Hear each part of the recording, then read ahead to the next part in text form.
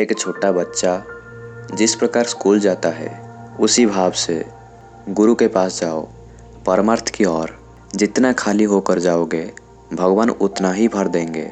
सब उनको देने पर तुम्हारा भी सब अंतर और बाहर पूर्ण कर देंगे। जीवन में अनेक बुद्धि के खेल खेले हैं। हार जीत जो होने को थी हो गई। अब निराश्रित की तरह उनकी ओर देख और उनको समर्पित हो जा। फिर तुझे और कुछ सोचना नहीं पड़ेगा। जीव की शरीर के ओर लक्ष्य ना रखकर आत्मा की ओर लक्ष्य रखकर जीव सेवा कर। तब प्रत्यक्ष यही देखेगा कि सेवा और सेव्य और सेवक उन्हीं के भिन्न भिन्न रूपों का प्रकाश है। भोग मात्र ही खाद्य है, इसलिए होशियार रहना ये खाद्य तुम्हें ना खा जाए। तुम हमेशा खाद्य को आत्माधीन रखने की चेष्टा करो।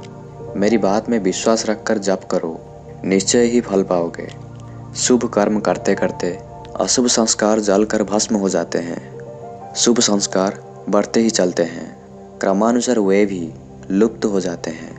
जिस प्रकार लकड़ी की आग उत्पन्न होती है और उसी आग में लकड़ी जल जाती है और अंत में अग्नि भी समाप्त हो जाती है। प्रतिदिन निर्दिष्ट समय भगवान के निकट यह प्रार्थना करो, हे अंतर्यामी देवता, प्रत्येक प्राणी के हृदय में तुम अपने प्रति भक्ति और अनुराग जगाओ।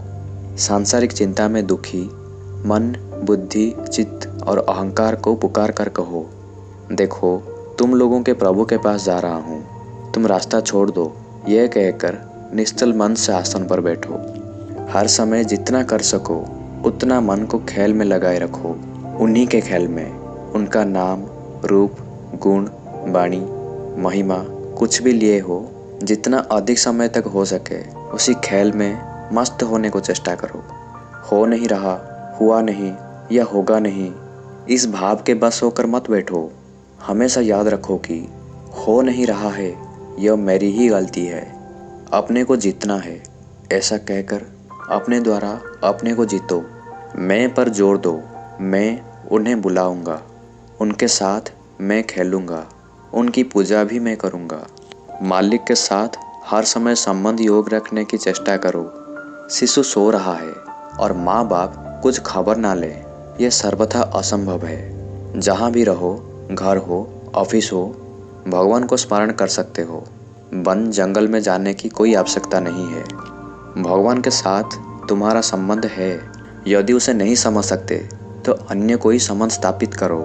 उन्हें पिता, माता, भाई, बहन जो इच्छा हो वही बनाओ। ऐसा करने से सुख पाओगे।